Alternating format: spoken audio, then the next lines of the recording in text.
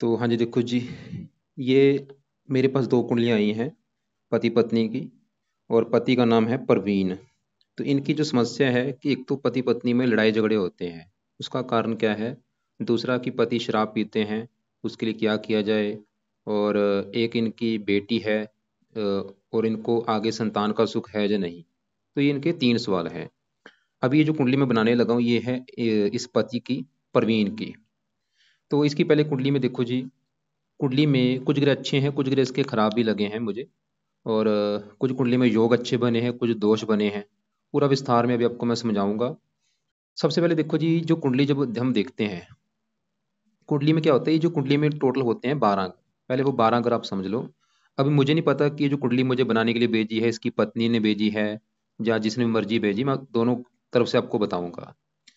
तो ये जो कुंडली होती है, इसमें होते हैं टोटल 12 घर। 12 घर कौन से हैं? ये है इनका पहला घर जातक का, ये इनका दूसरा घर है, तीसरा घर, ये है चौथा घर, पांचवा घर, छठा घर, सातवां, आठवां, नौवां घर, ये है 10वां घर, 11वां, 12वां। अब ये जो 12 घर हैं, इन घरों से कुछ ना कुछ देखा जाएगा। जैसे कि पहले घर से देखा जाएगा इस जातक का, ये जो प्रवीण है, इसका शरीर कैसा होगा, हेल्थ कैसी होगी, स्वभाव कैसा, रंग रूप कैसा, पर्सनैलिटी कैसी, इस पहले घर से देखेंगे। दूसरे घर से इसका धन जोड़ना देखा जाएगा। तीसरे घर से इसके छोटे भाई बहन देखेंगे। चौथे घर से माता के बारे में पता किया जाएगा, माता, मकान, वाहन। पांचवा घर इसके है बच्चों का घर। छठे घर से शत्रु, रोग, कर्जा देखा जाएगा। सातवां घर है इसकी पत्नी का घर, प्रवीण की जो पत्नी है, 7वें घर से। 8वें घर से इसकी उम्र। 9वें घर से इसका भाग्य है। 10वां घर काम काज का है। 11वां घर इसके बड़े भाई बहन। और 12वें घर से इसके खर्चे देखे जाएंगे। तो हमने मतलब जो कुछ देखना है, हमें वो घर देखना है। मतलब आप मेरी 2 बातें नोट कर लो। पहली बात, जो मैंने 12 घर लिख रखे हैं। दूसरी बात, इन 12 घरों से जो कुछ देखा जाएगा वो याद कर लो। अब आप ये देखो कि आपने क्या देखना है, इनके बारे में क्या पता करना है, वो घर देखो। अगर मान लो हमने इसके काम काज के बारे में पता करना है, तो कुंडली में 12 घरों में 10वां घर है काम काज का घर। काम काज के लिए हमें 10वां घर देखना पड़ेगा। और 10वें घर में नंबर एक लिख रखा है, 3 नंबर। 3 है मिथुन राशि, मालक बना बुध। तो इसके काम काज के लिए हमें 10वें घर के मालक बुध को देखना पड़ेगा। ऐसे ही मान लो हमने इसकी माता का सुख देखना है, चौथा घर माता का है। और चौथे घर में नंबर 9 लिखा है, 9 है धनु राशि, मालक बना गुरु। तो माता के लिए हमें गुरु को देखना पड़ेगा।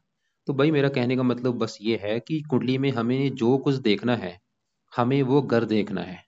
और घर का मालक देखना है। अब आपको मोटा मोटा बेस की जानकारी समझ आ चुकी है। अब बात करते हैं भविष्यवाणी की। भविष्यवाणी में होता क्या है कि जो 9 ग्रह होते हैं, ये 9 ग्रह ज्यादा एक्टिवेट होते हैं दशा आने पर। और जो दशा होती है, वो 2 प्रकार की होती है। एक होती है महादशा, एक अंतरदशा। महादशा बड़ी होती है, जो कि इसके ऊपर चली हुई है गुरु ग्रह की। और ये चली है 2019 से चली हुई है, और 2035 में खत्म होगी। इसका मतलब है कि इस जातक के जीवन के ऊपर आज के समय में सबसे बड़ा असर है गुरु ग्रह का। क्योंकि उसकी चल रही है महादशा, और गुरु का असर जो है वो है इसके ऊपर 80%। आप ये समझ लो, इसके इसकी 100 में से जो 80% लाइफ में जो कुछ हो रहा है, गुरु की वजह से हो रहा है। जो भी मतलब ये खा रहा है, पी रहा है, काम कर रहा है, कहीं ना कहीं कारण ये गुरु है। और बाकी बचा 20% असर इसके ऊपर बुध का है, जिसकी चली है अंतरदशा। ये जनवरी 24 से चली है, और ये 5वां महीना 26 में खत्म होगी। और तीसरे नंबर पे इसके ऊपर जो असर है आज के समय में, वो है शनि की साढ़ेसती का। और ये साढ़ेसती चली हुई है, इसके पिछले 6.5 साल हो चुके हैं। तो मैं एक बार फिर बोलता हूँ कि इसके जीवन में, इस जातक के जो प्रवीण है, इसकी लाइफ में जो कुछ हो रहा है, उसका एक तो बड़ा कारण है गुरु, दूसरा कारण बुध है, और तीसरा कारण है शनि की साढ़ेसती। सबसे पहले देखो जी, साढ़ेसती की मैं बात करता हूँ। साढ़ेसती क्या होती है? साढ़ेसती को देखो जी, अच्छा नहीं माना गया। जब भी किसी के ऊपर साढ़ेसती आती है, उस बंदे की लाइफ में दिक्कतें आनी शुरू हो जाती हैं, परेशानियां आती हैं, रुकावटें आती हैं, बीमारियां लगनी शुरू हो जाती हैं, दुश्मन बनने शुरू हो जाते हैं। तो एक तो आप समझ लो, इसकी लाइफ के ऊपर जो साढ़ेसती का असर है, इसकी वजह से भी इसकी लाइफ में दिक्कतें पैदा होंगी। कोई ना कोई, जो भी, चाहे काम काज की लगा लो दिक्कतें, चाहे नशे का आदी हो रहा है, जो भी दिक्कतें हैं, कहीं ना कहीं कारण ये साढ़ेसती भी है। वैसे साढ़ेसती इसकी देखो जी, 1 साल की पड़ी है, 1 साल में खत्म हो जाएगी। मतलब खत्म होगी साढ़ेसती अगले साल जून में जाके। तो जून 2025 में साढ़ेसती खत्म हो जाएगी। लेकिन अभी भी क्योंकि 1 साल पूरा पड़ा है, तो यहाँ पे इस जातक को शनि के कुछ उपाय करने चाहिए। तो क्या क्या उपाय हैं? पहला उपाय इस जातक ने जो करना है, वो है, ये जातक शनि चालसा का पाठ पढ़ा करे। नहीं पढ़ना आता ओढ़े लगा के सुन लिया करे। तो ये जानना इसने ये पाठ पढ़ना है रात के समय या सुनना है। दूसरा पाए, ये जातक शनि मंदिर जाना शुरू करे।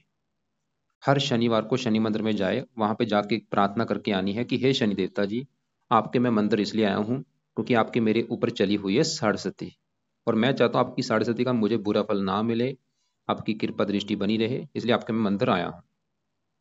तो ये दो उपाय इस जातक ने करने हैं। और अब देखो जी, क्योंकि बड़ी दशा गुरु की है और ये दशा अभी चली है, पिछले 5-6 साल हुए हैं, दशा अभी काफी लंबी है, 35 में खत्म होनी है। आप ये समझ लो, इसके मतलब साढ़े का भी असर है, लेकिन बड़ा असर इसके ऊपर गुरु का है। तो गुरु जो है, अगर गुरु इसका अच्छा निकला कुंडली में, जिसकी दशा है, फिर तो गुरु इसको देगा अच्छे फल। अगर बुरा निकला तो इसको बुरे फल देगा। लेकिन देखो जी, इसका जो गुरु अगर मेरे से पूछें तो गुरु इसको 100 में से 60% तक बुरे फल देगा। 60 से भी ज्यादा, 70% भी बुरे फल दे सकता है। मतलब ये इसका मुझे अच्छा नहीं लगा, ये ज्यादा इसको बुरे फल देगा। थोड़े बहुत अच्छे फल देगा, 30% रख लो, 20% रख लो, लेकिन ज्यादा इसको ये बुरे फल देगा। ऐसा क्यों है, अभी आपको मैं बताता हूँ। तो गुरु कहाँ बैठा है इसका, वो यहाँ पे बैठा है कुंडली के छठे घर में। यहाँ पे देखो गुरु छठे घर में बैठा है। ये जो मैंने 12 घर बोले हैं, 12 घर में ये छठा घर कुंडली का अच्छा घर नहीं होता, क्योंकि छठे घर से रोग देखा जाता है। रोग, शत्रु, कर्जा, कोर्ट कचहरी, चोरी, ठगी, विश्वासघात, विघन, बंधाएं, बदनामी, ऐसी खराब चीजें छठे घर से देखते हैं। मतलब छठे घर में जो भी ग्रह बैठेगा वो अच्छे फल नहीं देगा, कुछ कंडीशनें होती हैं। तो गुरु क्यों इसका खराब मुझे लगा है, क्योंकि वो छठे घर में बैठा है, खराब घर में। दूसरा कारण, छठे घर में जो 11 लिखा है, यह है शनि का घर, और गुरु दुश्मन के घर में बैठा है। ये दो बड़े कारण हैं गुरु खराब होने के। अभी हमने देखो जी क्या देखा कि गुरु इसका खराब है, क्यों? एक तो छठा घर, ऊपर से दुश्मन का घर है, शनि का घर। अब सवाल ये है कि गुरु इसको खराब फल क्या देगा। गुरु इस कुंडली में दो घरों का है मालक, उन दो घरों को लेकर दिक्कतें पैदा करेगा। और दो घर कौन से हैं? एक तो गुरु का घर है, ये 7वां घर, और 7वां घर है इसकी पत्नी का घर। अगर हमने इस जातक की, प्रवीण की पत्नी का सुख देखना है, 7वां घर देखना पड़ेगा। और 7वें घर में नंबर क्या लिख, क्योंकि मैंने आपको अभी फार्मूला समझाया था कि घर का मालक देखना है। 7वां घर पत्नी का, 7वें घर का जो मालक है, 7वें घर में लिखा है 12, 12 है मीन राशि, मालक है ये गुरु। तो पत्नी के लिए हमें गुरु ग्रह को देखना पड़ेगा। और गुरु इस कुंडली में इस चौथे घर का भी मालक है, क्योंकि चौथे घर में नंबर 9 लिखा है, 9 है धनु राशि, इसका भी मालक गुरु होता है। मतलब गुरु के दो घर हैं, 7वां घर पत्नी का घर है, और चौथा घर इसकी माता का घर है। माता के अलावा चौथा घर मकान का भी होता है, इसका मकान कैसा होगा, वाहन कैसा होगा, भूमि जमीन जायदाद नौकर चाकर, ये चीजें चौथे घर से देखेंगे। अब देखो जी, दोनों घरों का मालक गुरु छठे घर में जाने की वजह से इन दो घरों को लेकर दिक्कतें पैदा करेगा। एक तो 7वां घर पत्नी का है, पत्नी जाके बैठी छठे घर में। छठा घर किसका होता है? रोग, शत्रु, कर्जा। मतलब पत्नी जाके बैठी है रोग के घर में। गुरु इसकी पत्नी को जहां तो बीमार करेगा, यह छठा घर शत्रु का है, मतलब जहां पत्नी से शत्रु जैसे इसके विवाह होंगे, मतलब पत्नी से इसके लड़ाई झगड़े होंगे। क्योंकि पत्नी देखो जी जाके बैठी है शत्रु घर में, ये शत्रु का घर होता है, रोग शत्रु कर्जा। तो गुरु ये दिखा रहा है इस जातक को, गुरु की दशा में पत्नी संबंधी दिक्कतें आएंगी, मतलब इसकी पत्नी से इसकी बनेगी नहीं, पत्नी से लड़ाई झगड़े होंगे, पत्नी से मनमुटाव होगा। और ये गुरु इसकी पत्नी को बीमार भी कर सकता है। और गुरु इसका चौथे घर का भी मालक है, माता। माता जाकी बैठी है बीमारी घर में, ये माता को भी बीमार कर देगा इसकी को, या माता से इसकी बनेगी नहीं। मतलब गुरु माता संबंधी भी दिक्कतें पैदा करेगा, जहाँ तो माता बीमार करेगा, या माता को कोई कष्ट होगा, या माता से बनेगी नहीं।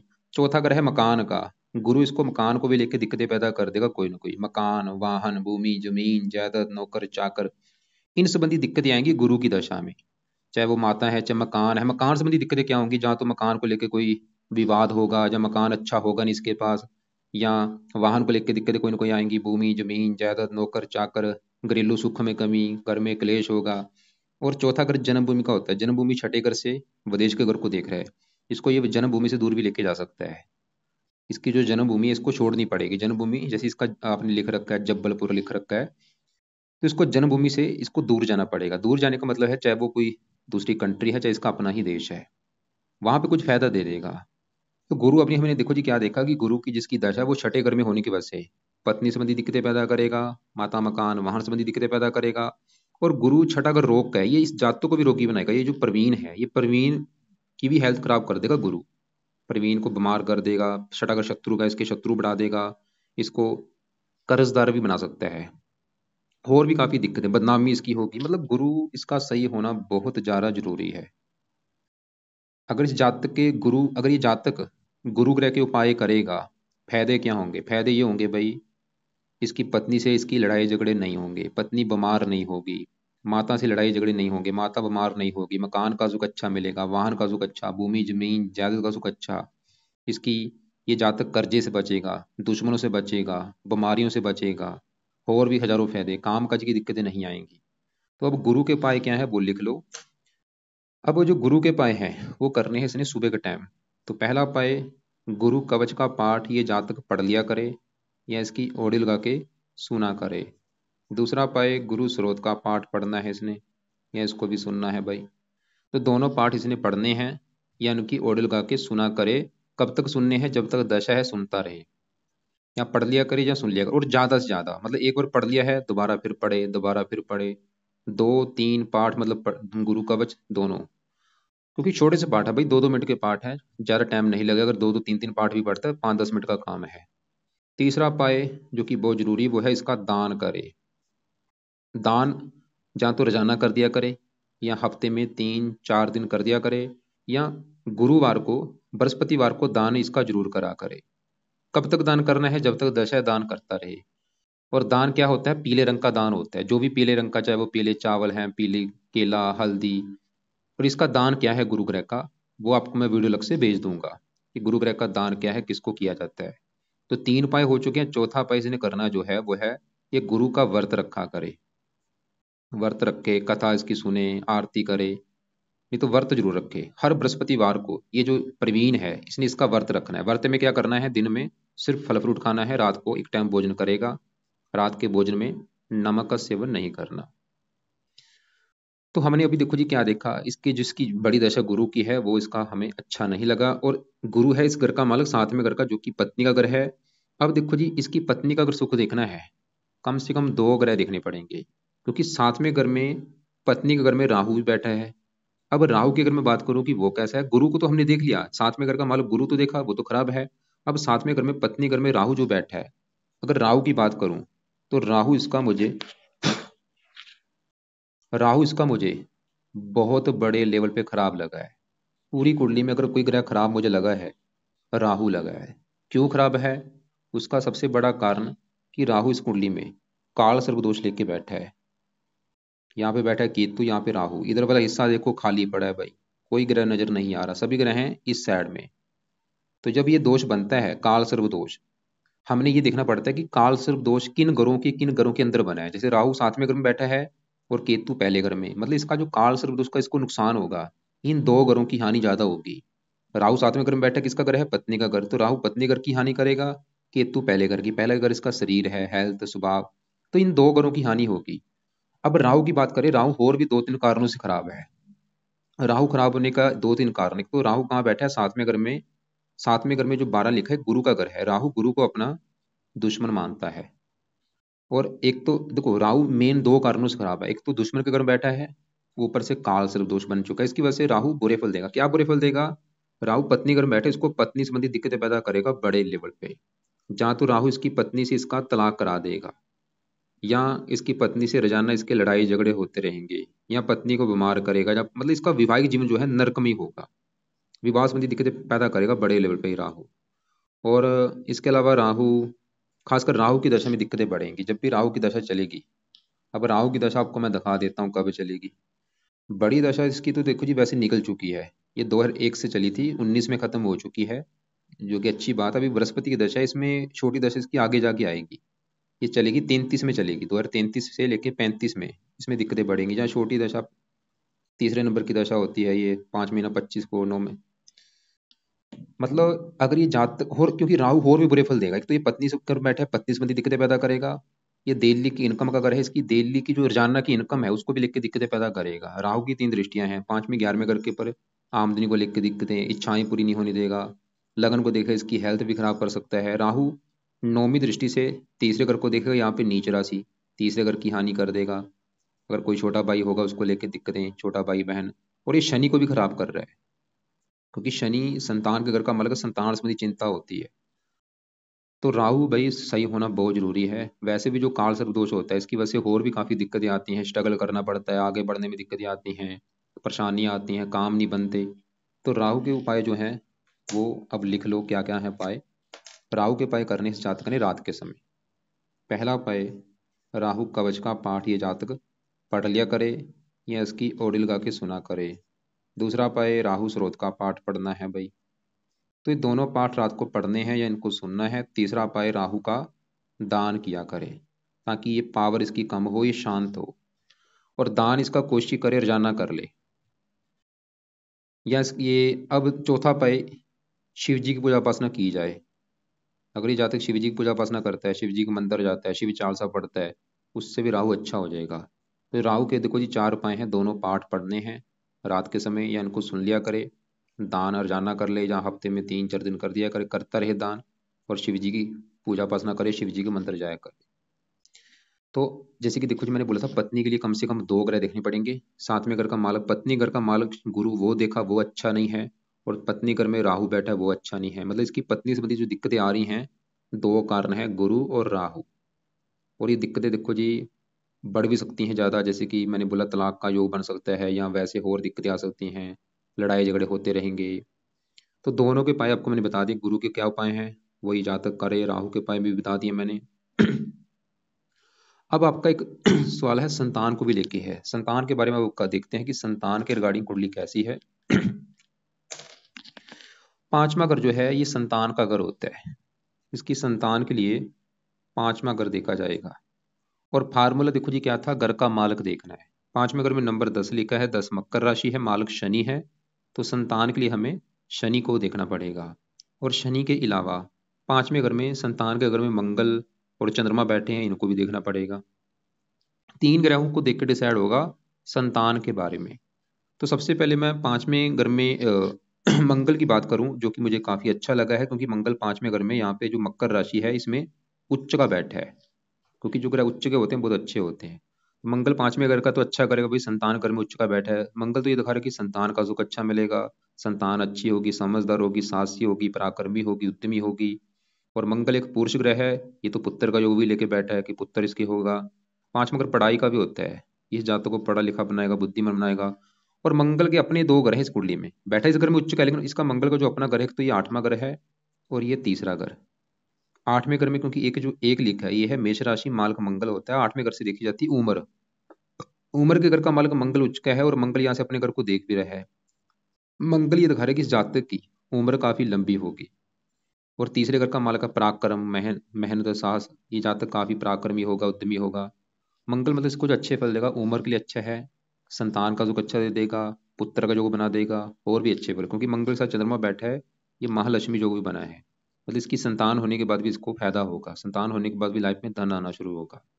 अब मंगल के साथ चंद्रमा बैठा है, चंद्रमा है इस कुंडली में इस घर का मालक 11वें घर का, जहां से देखा जाता है लाभ, लाभ, आमदनी, इच्छा पूर्ति, ये 11वें घर से देखते हैं। 11वें घर में नंबर क्या लिखा है, 4, कर्क राशि, मालक कौन बना, चंद्रमा, कहाँ बैठा है, संतान घर में। मतलब लाभ उठ के चला गया संतान के घर में, इच्छा पूर्ति चलेगी संतान के घर में, आमदनी चलेगी संतान के घर में। चंद्रमा ये दिखा रहा है कि इसकी संतान पैदा होने के बाद इसकी इनकम भी बढ़नी शुरू हो जाएगी, इसकी इच्छाएं पूरी होनी शुरू हो जाएंगी, इसको लाभ मिलने शुरू हो जाएंगे संतान होने के बाद। तो मंगल चंद्रमा ये दिखा रहा है कि भाई संतान का सुख अच्छा है, संतान होगी तो किस्मत चमकेगी, संतान के बाद तरक्की होगी, उन्नति होगी। ये दोनों ग्रह ये दिखा रहे हैं। चंद्रमा लेड्स ग्रह है, लड़की का योग दिखा रहा है, मंगल पुरुष है, पुत्र का योग दिखा रहा है। अब पांचवें घर में जो 10 लिखा है, मालक शनि को भी देखना पड़ेगा, जो कि बैठा है तीसरे घर में।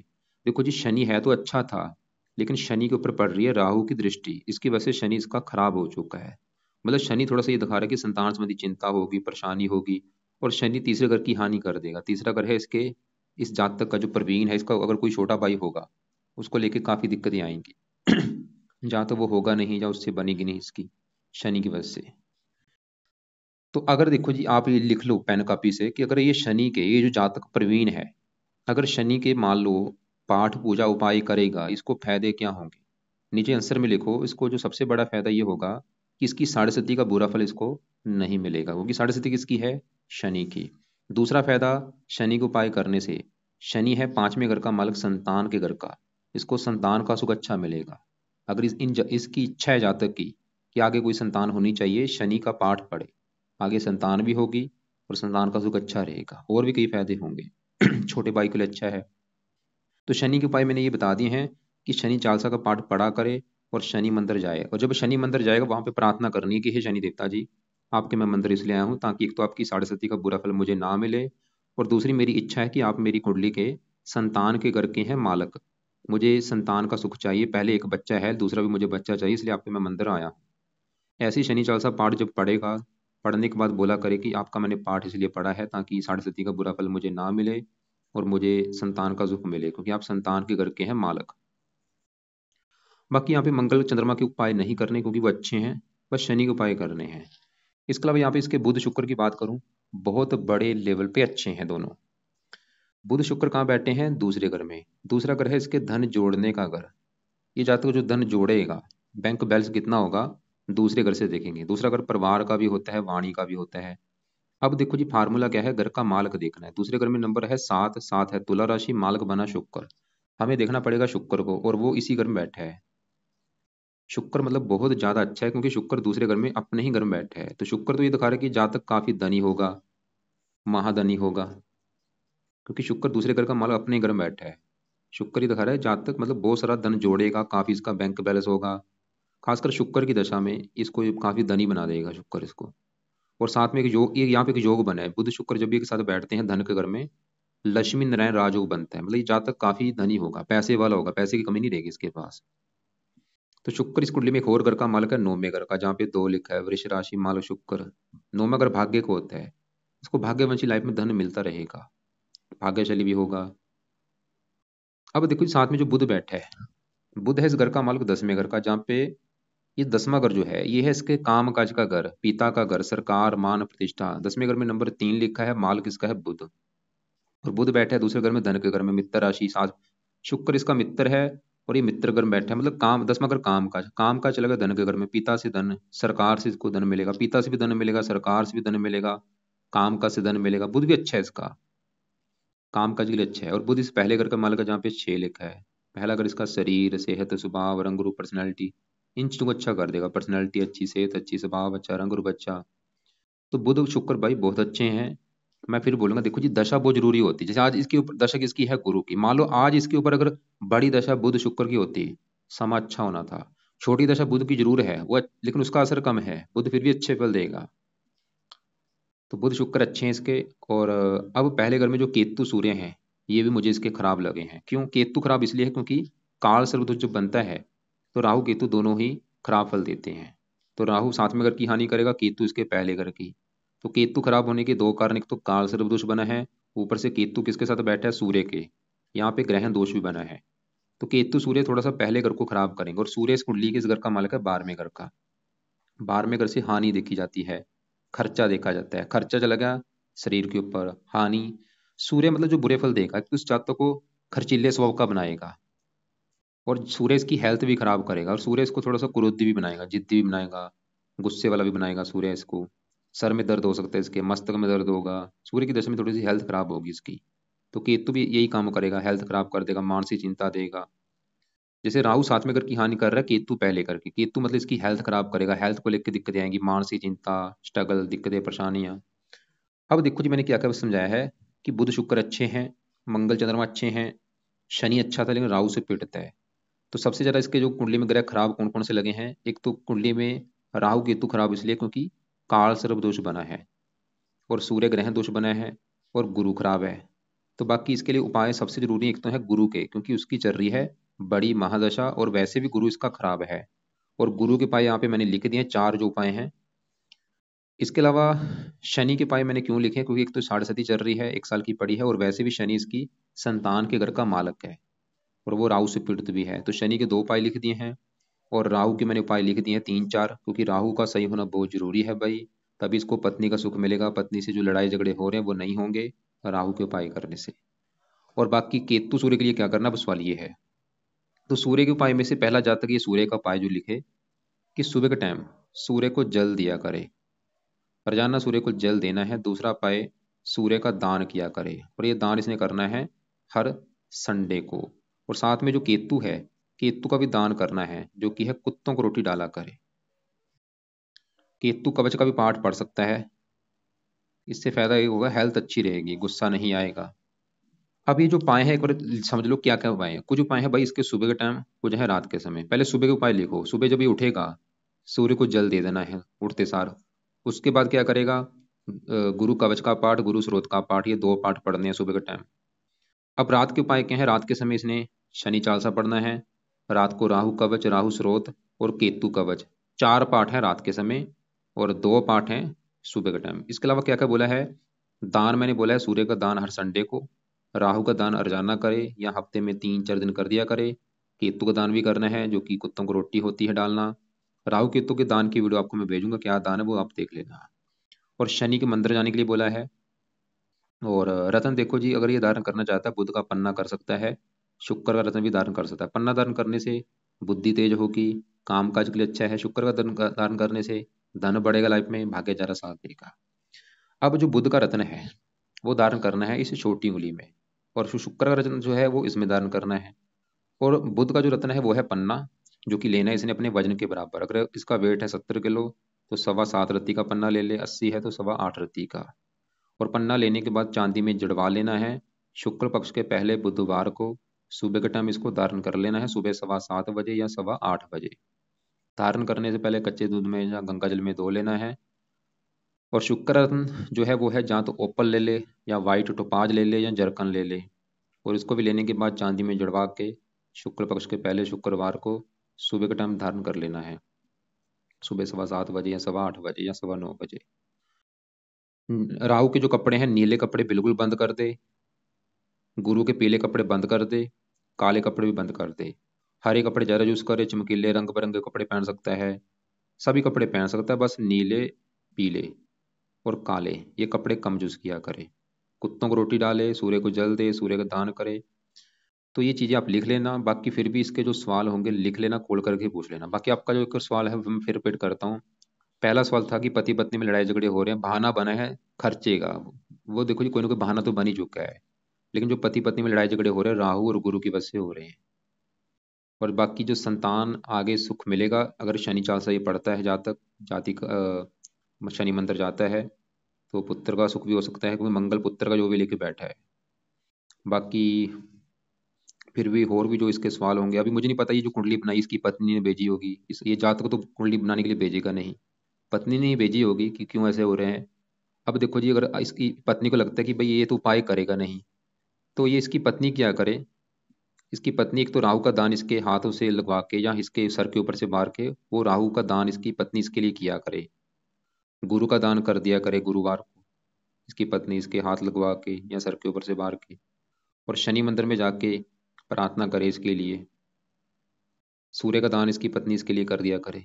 बाकी मुझे देखो जी पता नहीं है आपने, क्योंकि मैंने आपको पहले बोला था भाई सवाल सही ढंग से लिख के भेजो, क्योंकि अगर वो मेरे सामने हो फिर बंदा पूरा फोकस करता है कि बताना क्या है, क्या किस हिसाब से मैं बोलूँ, कौन सा लेवल लूँ बोलने का। अभी मुझे पता नहीं है कि कुंडली किसने भेजी है किसने नहीं भेजी, मुझे क्या पता आप इसके दोस्त हैं या भाई हैं। बाकी इसके बाद अब इसकी पत्नी में कुंडली बना के भेजूंगा, उसमें क्यों दिक्कत है, क्या ग्रह अच्छे बुरे हैं। और फिर भी जो सवाल होंगे दोपहर 1-2 के बीच में कॉल करके पूछ लेना।